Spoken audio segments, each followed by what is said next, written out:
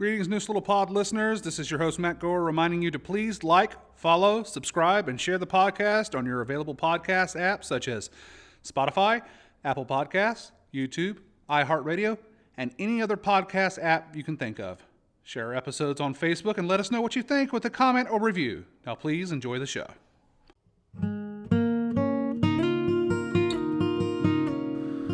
Good evening and welcome to Neuse Little Podcast. This is an audio program talking about the backstage antics and stories of running a small town community theater on the banks of the Neuse River located in Smithfield, North Carolina.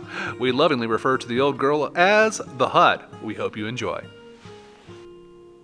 Good evening and welcome to Neuse Little Podcast. This is a new episode here, folks.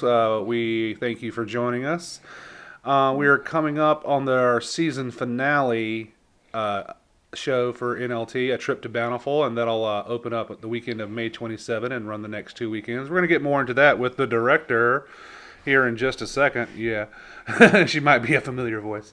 But we also should mention that one of our near and dear has passed away today, as it were. We're recording this on a Wednesday, and this will be released on a Friday.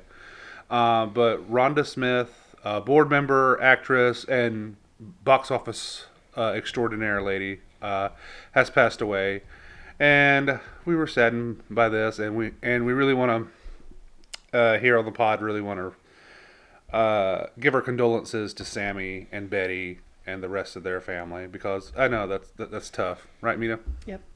Yes. Yeah. And I'm not gonna sit on the podcast and eulogize her. I'm gonna leave that to people who are more eloquent than I am. But I just want to say that I worked with her on stage and I worked with her off stage, and she was one of the nicest ladies I ever met.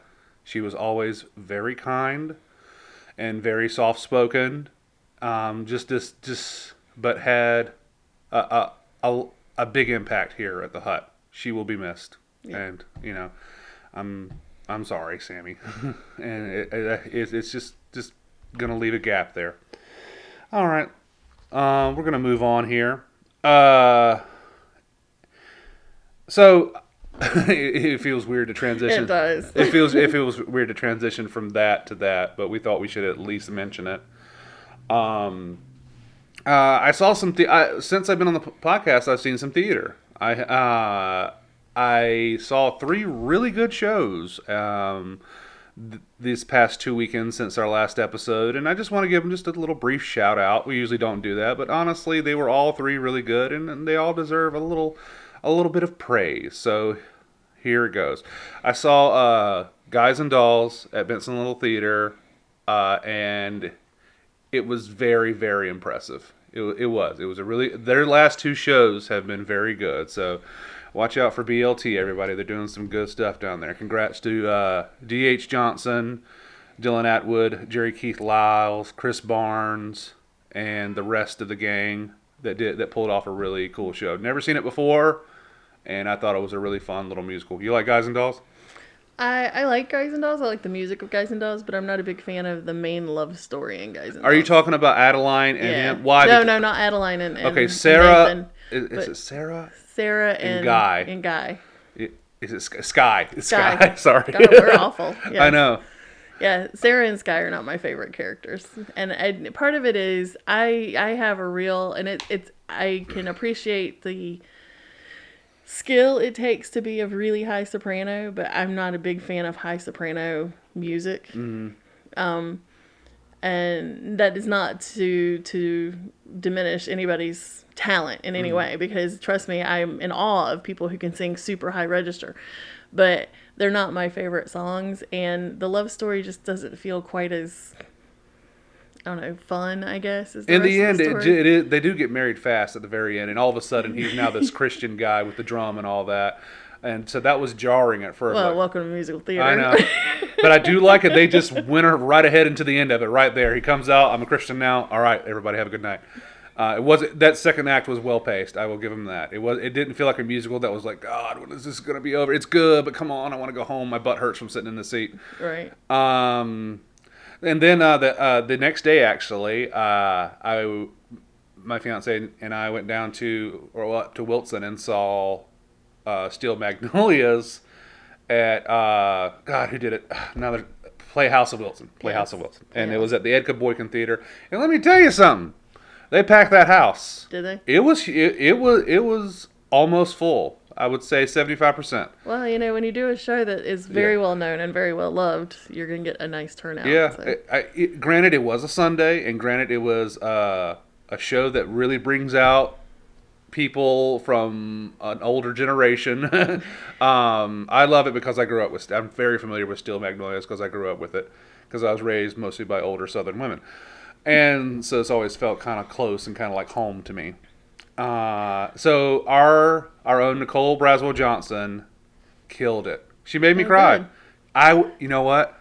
I was jealous because I'm just looking at this packed. For anybody who doesn't know, she played Malin, and Malin gets this excellent speech heart-wrenching speech at the end of the play about how her how her daughter isn't alive anymore and how I should be dead because I'm the mom and she should be alive and this isn't fair. And it's very heart-wrenching. You feel it. And Nicole made you feel it. She didn't go over the top. She was actually mostly quiet in her delivery, which I thought was an excellent choice because it got to everybody in the theater. Because I'm looking around, I'm just like, oh, she's doing so good. And I'm looking around the theater, I'm like, man, I haven't held an audience in the palm of my hand like this, and I've been in like 50 plays. So I am so proud of her, but there's a little small part of me that was a little just like, that was fun. That looked fun as hell. Well, the nice part about Steel Magnolias is as a Southern woman, there's a part that you graduate through the ranks of that show. Mm-hmm. So like when you're young, you think you're like Shelby. You're a little older, you think like Malin, and then eventually you're like me and you think you're Weezer. Yeah.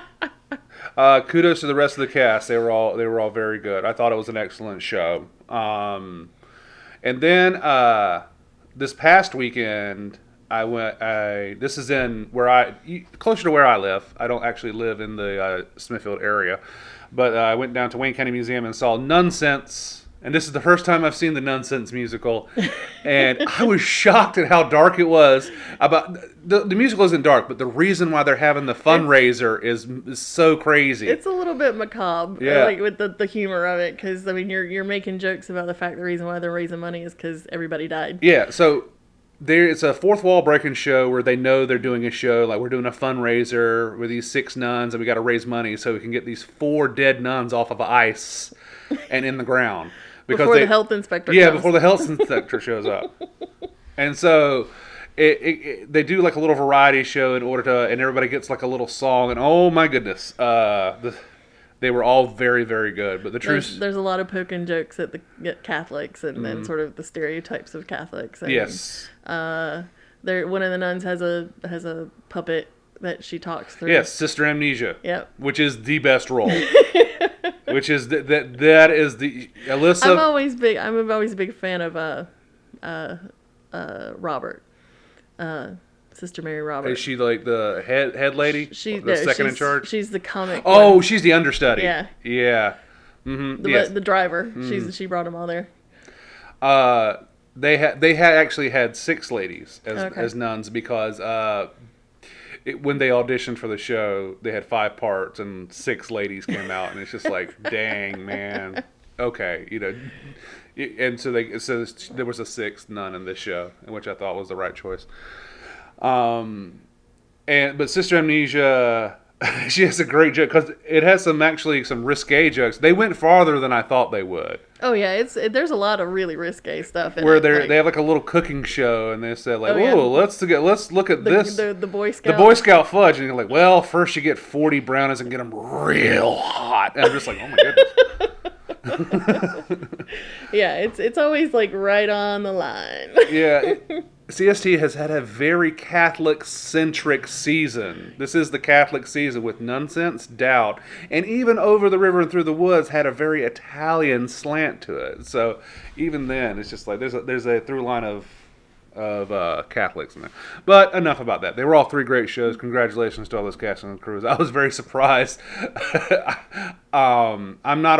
I'm the guy who likes to make theater. I'm not always the guy who loves to sit through theater, but they Right. actually was all three very entertaining. So well done to them. Well, that's good because sometimes you get, like, particularly with shows that are well known, like all three. I mean, Nonsense may within theater circles it's fairly well known, but for shows that people know like that, sometimes it can be a little. It can. It's sometimes it's hit or miss as how much they just rely on the fact that it's a well known show to get people there, and whether or not they're going to just kind of rest on their laurels. But it sounds like they didn't, and it sounds like they really worked at it. No, they all did a great job with their individual productions. So well done to them. Well done to them. Yeah, I So got to do none of that. let's finally talk about a current NLT production, and that is A Trip to Bountiful by Horton Foote. See, yes. And that's his familiar name. What did he write? He wrote an adaptation for To Kill a Mockingbird, I think. I don't know. I think it was on stage. Okay. I will Google it.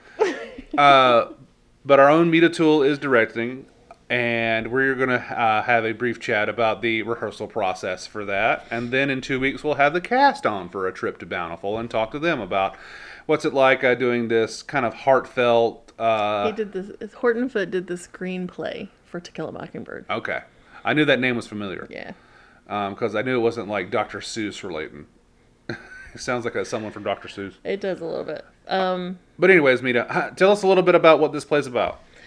There is a older lady named Carrie Watts, and she has been living in the city of Houston with her son and daughter-in-law for she moved to Houston 20 years ago, and because there's nothing in Bountiful, there's no business, so her son needed to move in order to make a living, and he got married, and she lives with them in the city in a 3-bedroom apartment.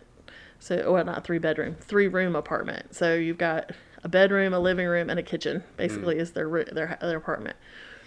And over the last 15 years, it's been nothing but bickering and getting on each other's nerves, and nobody, And she's just been dreaming of going back to her home in Bountiful and revisiting and getting back to the earth because she grew up farming, and she's been dreaming of doing this, and she keeps trying to run away, and they keep dragging her back.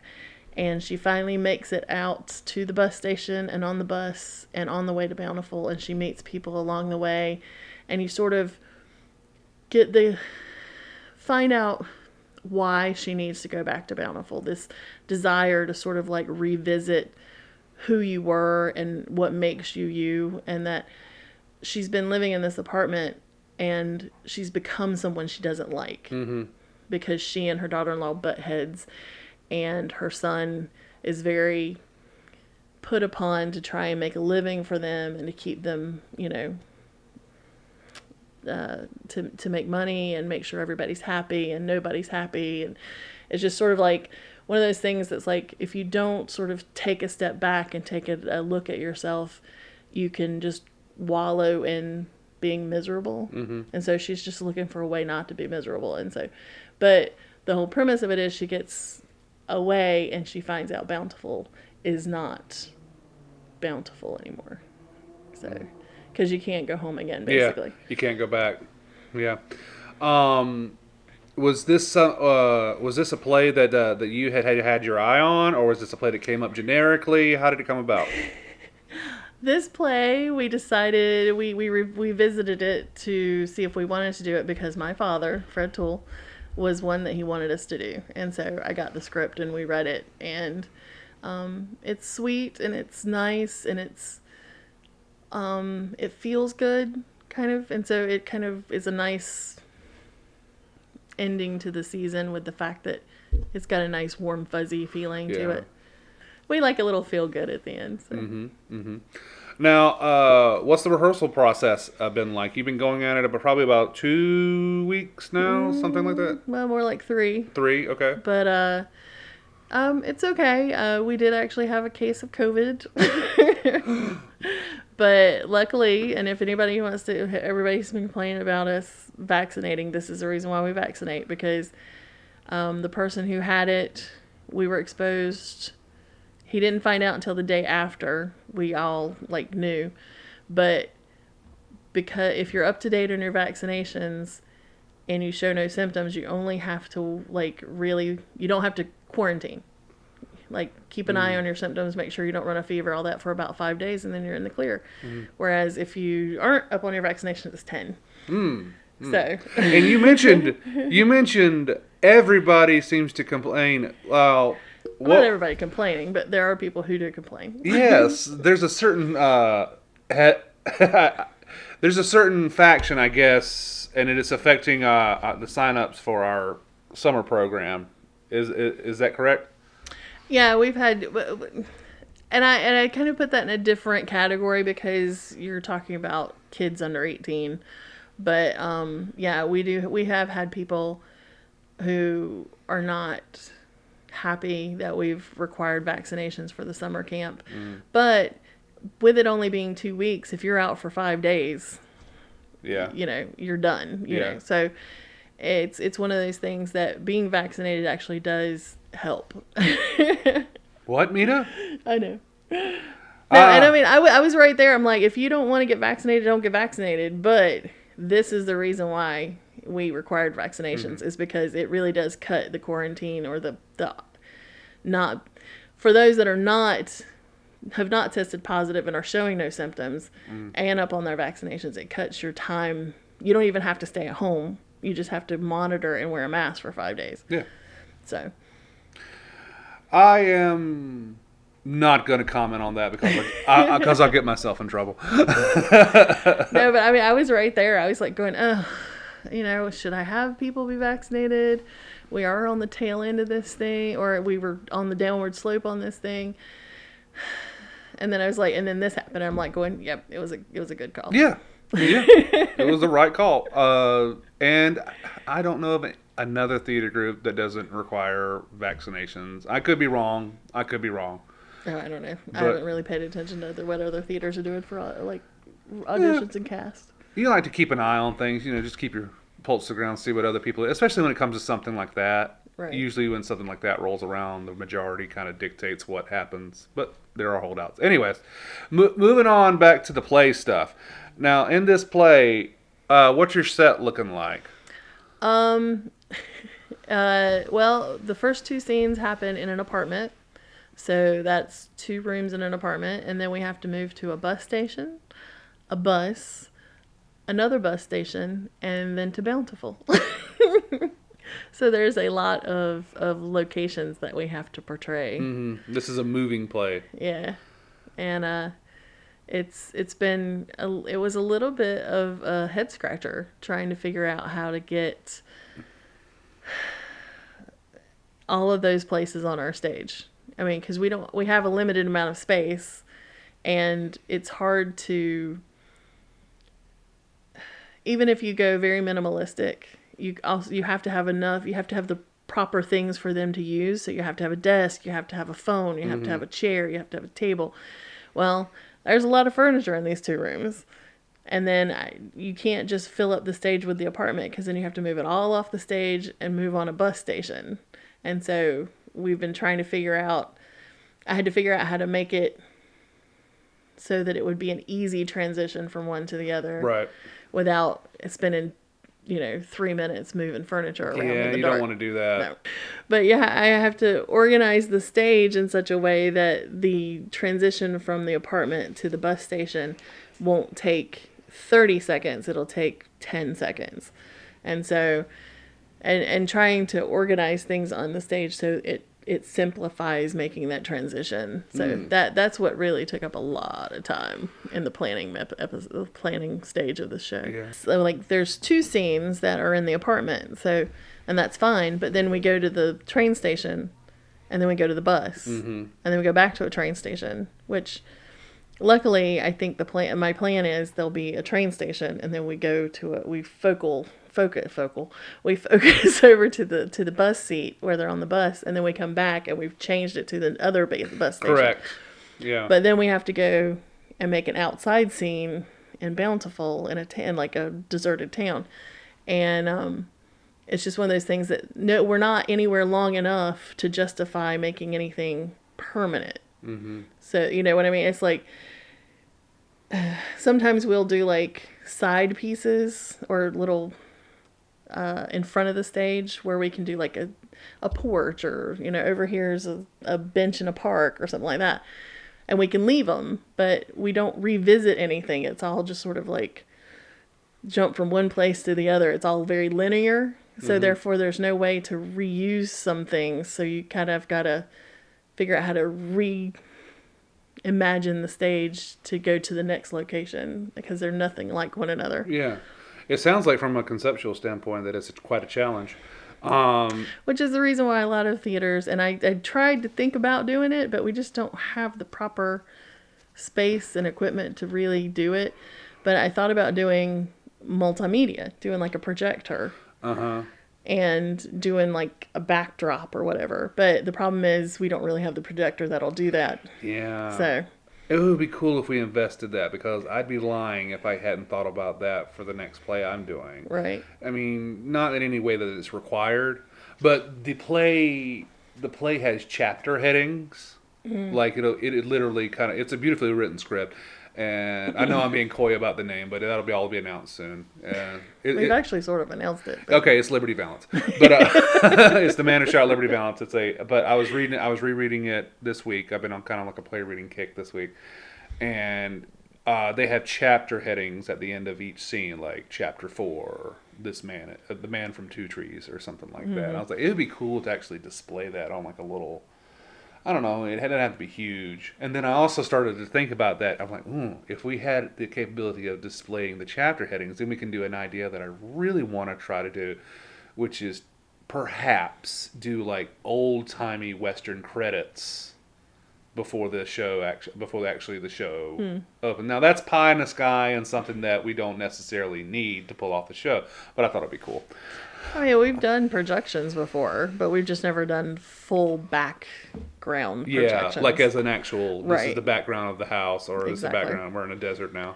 They're doing really interesting stuff where they do these background projections that are moving. So if you're running in place, it looks like you're running through a city or something like that. I'll show you a video when we get off here. But they're doing some really cool things with projection right now in live theater. The key is you just have to have a projector that will project a big enough image. And I can't imagine that's cheap. Nothing that's big enough, even for our stage, is going to be within our price range, really. Right. Because we're talking thousands of dollars. Yeah. So. Because, trust me, I've looked. Yeah, the multimedia aspect of theater is very interesting. It's growing. It's growing. You look at these Broadway productions that are using it, and it's very impressive how they can, the background can, the actors kind of work together to create like an actual moving world. It's interesting. It's only going to get better.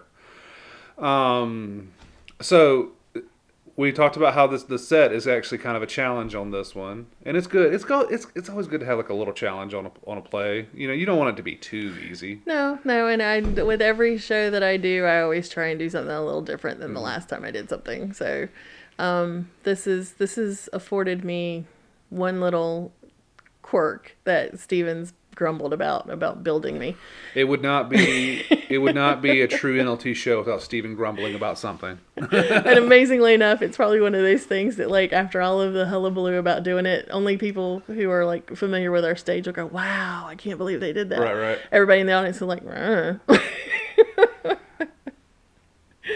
So. Well, we look forward to seeing that. That is, again, the name of the show was Trip to Bountiful, and that's going to go up May 27th, 28th, and 29th. That May 29th is a Sunday matinee at 3, and the 27th and 28th is an 8 o'clock show on Friday and Saturday. And then we have the next weekend, which is June 3rd. June 3rd and 4th. Yes, June 3rd and 4th, and that's a Friday and Saturday show, and that starts at 8 p.m. Call 919-934-1873 to make reservations, and you will be able to secure your seat to see A Trip to Bountiful by Horton Foote, directed by Toole. Yep. Now, we got the cannons coming up soon, and that's always fun. It's going to be a big year this year because we actually have 5 shows to compete, as opposed to just the 3 that we did kind of almost 2 years ago that everybody's forgotten about. Right. and we'll be announcing nominations and stuff on the show. They'll also be put up on the website. That'll all come out real soon, and hopefully my knock on wood, my leg will hold up this year, and I'll be able to host like was supposed to happen last year. I'm definitely not bitter about it. This is the reason why I'm not a huge fan of doing the last show of the season, because you have to go right into producing the cannons. I have to do the cannons. I have to do the season, the brochures and the magnets and the tickets and all of that sort of stuff. I don't like doing the last show of the season, but this is the one I ended up with. So. Yeah. I said this years ago. I was like, please don't make me do the last show of the season. But yeah, Mita has been producing our cannons for the last several years, and it's no mean feat, especially this year because we have additional in memoriams to do, and I'm sure that's not an easy thing for you to put together and edit. It takes time. I started that yesterday. Yeah. Because of forewarning, but yeah. But part of it is because we lost Jean Marlowe at the end of last year, so I've got her and I've got Rhonda, and so I was like, oh, I should start that. So yeah, the editing is time consuming. As someone who's edited a fair share of his videos, it's time consuming looking through all that stuff. And you got to make sure it doesn't last too long. You got to choose the right song because people get itchy. Yeah. So. But all that is coming soon, and we'll be announcing we haven't announced our new season yet. We haven't announced our new season. I announced the shows. I did not announce. We have not fully decided directors yet. So, that's a whole nother can of worms. Anyway, that I definitely want to hear about off air. Come on, just do it. Just do it. We have 5 shows, and everybody wanted to do the same 3 shows. Yeah, it happens. It happens like that sometimes. But I'm glad you got the show you wanted to do next year. I'm glad you chose to be right. You didn't renege, did you? Did you go back? It's not official. Man, come on. We decided. Mita never cares what show. I mean, she'll put in her 2 cents, but she doesn't care what show she directs. She says, "I'll direct whatever." And then the one year she goes, "I kind of want to direct this one." She's waffling on. I'm like, "Come on." You're president. I am just so good at picking shows that everybody wants to do my show. This is the one show that I brought to the table. I said, I really think this will be a really good show. I think we should do it. And everybody has said, that's the show I want to do. I'm like, damn it. So. Meanwhile, I'm over in the corner like, Valance is good, right? We're good with Valance? All right. Whatever you decide is fine. So, yeah. Well, no, you had some competition for it, but I know I did put it out there that we had already decided you were going to do it because you were planned to do it before. We appreciate it, and I have started looking into the guns, and I have decided there will be no actual firearms on set; they'll all be fake. Gotcha. But we don't want to. Thanks, Alec Baldwin, for that. It makes me feel better. Oh, no, and all. I mean, despite the fact that we have somebody borrowed our gun. Oh, anyway, that's a whole nother thought process. Somebody borrowed our gun. You mean our blank gun that doesn't shoot real bullets? Yes. No, it's just that drew me to the fact that I've been in search. I can't figure out who borrowed our telephones. No. I saw the gun. I was just like, wait a minute, that's our gun. Steel Magnolias borrowed it, didn't? That was the gun that Drum was shooting at the birds. Yes, I think Sean borrowed it. Yeah. I knew Sean had borrowed something. I just couldn't remember what it was. Anyway, but we do have this pop filter is driving me crazy. But we do have several prop guns, and they are what I call basically starter pistols. There's no barrel in them. They can't shoot real bullets. In fact, I'm not even sure a real bullet will fit in them.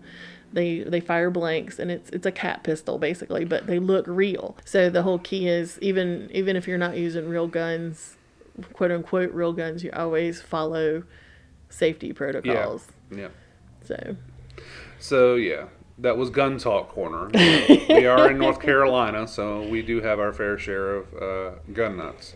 I'm not one of them. I'm not. I don't own guns, but whenever me and Tamara are watching a movie with action or a Western, we love Westerns, so I'll say, oh, he's got a Navy Colt. Oh, he's got a Schofield revolver. She's like, oh, how do you know that? And I'm like, video games. You're more knowledgeable than I am about types of guns. I grew up shooting them. I grew up knowing you don't point it at anybody. You keep it pointed away or down to the ground. You always make sure it's unloaded.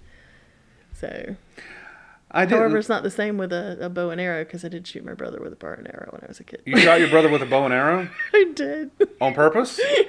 I don't remember if it was on purpose. Did it? It was not. It was a dull pointed arrow, and it was probably didn't have a lot of power behind it. But did it stick in him? No. Well, it hit him and fell, but it did leave a bruise. Oh my God! If it hit his collarbone, you could have killed him. There have been people that have died in the back of the yard from. Remember the lawn darts? Oh yeah. The lawn darts. We didn't have lawn darts. No, but it was not a sharp arrow.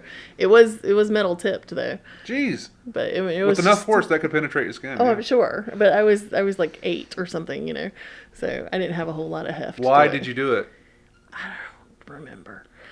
I once probably because he told me I wouldn't. Yeah. And I said, I can do that. I can kill my brother right now. It ain't gonna be no friend. And of course he cried, and I was like, "Shut up! Shut up! You're fine. You're fine. Shh. Oh, I've been there. I chased my brother around the yard with a BB gun. It had BBs in it. I would like pump it up, and I would aim, and he would freak out. But at the last second, I would like tilt the barrel so it wouldn't actually fire straight at him. But I was chasing around the yard, and he eventually got to the road. And I shot at him. I pumped up the air gun, and I took my aim. And then at the last second, I aimed for the road. And it kind of ricocheted up and hit him in the back. At least that's what... I really didn't aim at him. He thinks I aimed at him, and I just shot him in the back. But no, I tilted the barrel because I'm not that crazy. But I tilted the barrel. I'm not a complete psychopath. And I fired, and the BB shade ricocheted off the asphalt. It was kind of like the JFK magic bullet. It did a wild trajectory, and it hit him in the back. And I was also doing, shh, you're fine. And this big red welt on his back. Don't cry, don't kill mom. Come on, you're fine. Yeah, no, I understand that completely. But no, we do. I'm kind of anal about it's like because if we're gonna have guns, fake or not, quote unquote fake or not, you got to teach the folks on stage to respect them. Yeah. Or else you're gonna send. I mean, we did that during Outsiders with threats of death, basically. Don't play with it. It's not yours. The only person who touches it is Dallas because it's his prop, and he's not allowed to have it until he's got to put it on stage. So like the last second. So Steven kept him in line, and he, as far as I know, he never played with it. He understood the responsibility of it, so it was good. Well, that's good. I don't know how we got talking about guns. Liberty balance. You know what? It's all right. No, my problem is the kids behave themselves. It'll be interesting to see what adults do. Yeah. Because sometimes they're even worse. But yeah, I would like actual period accurate looking guns for the very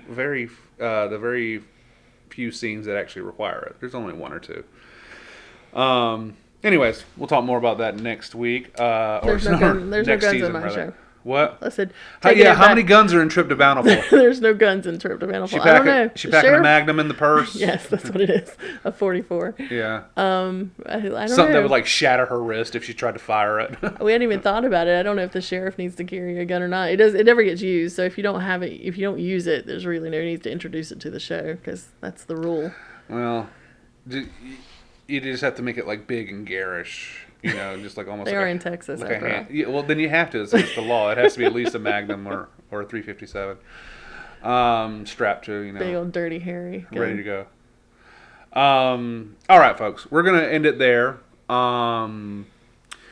It's nice that a day that started out somber, and you can kind of talk to your friends about old memories, and it could make it just a little bit better. But that's easier said for us than Sammy and Betty and his family that are going through a loss right now. So once again, our heart goes out to them and our thoughts and prayers. And it's just one of those things, man. And you just, I don't know. I'm not gonna wax philosophic about it because I'll end up sounding like an idiot. So I'm just going to leave it. We're going to miss you, Rhonda, and that'll be that.